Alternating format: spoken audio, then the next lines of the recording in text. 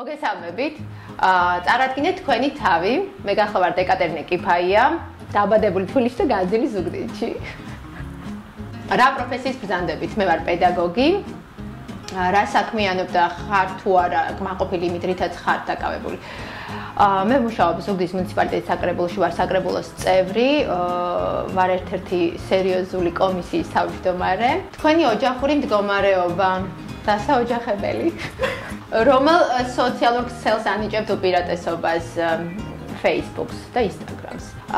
რომ არა იმ პროფესიის ადამიანი ვინ დღეს ხართ, ვინ იქნებოდით? მხატვარ დიზაინერი. რა არ მოგწონს საკუთარ თავში? რა არ მომწონს საკუთარ თავში? ის რომ ძალიან კრიტიკული ვარ საკუთარი თავის მიმართ.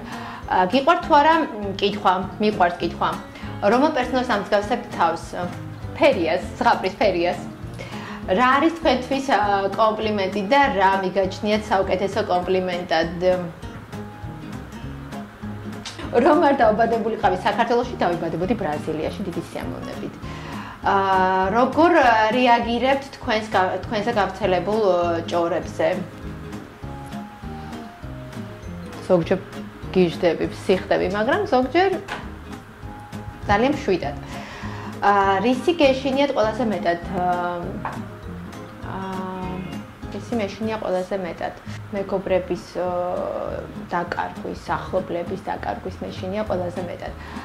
სიმღერა, რომელსაც უსმენთ ყველაზე ხშირად, ჩემი დიშვილები, რომელსაც ხშირად უსმენენ, დილით, საღამოს, შუადღეს. ეს არის Daddy Finger და Gummy Bears მთელი რეპერტუარი. შემდეგ რას აკეთებ თავისუფალ დროს? მეგობრებთან ვერთობი ნათესავებთან, ოჯახთან ერთად. რომელია თქვენი საყვარელი ადგილი და ქვეყანა?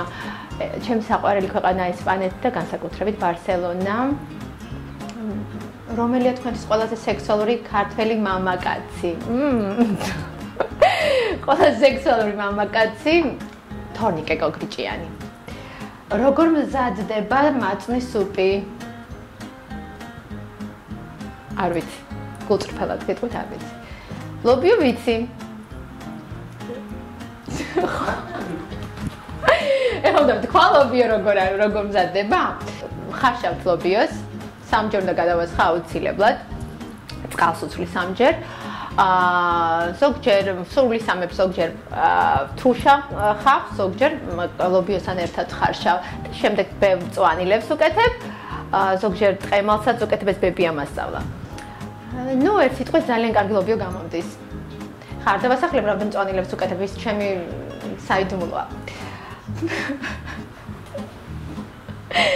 რომელი წიგნი წაიკითხეთ ბოლოს?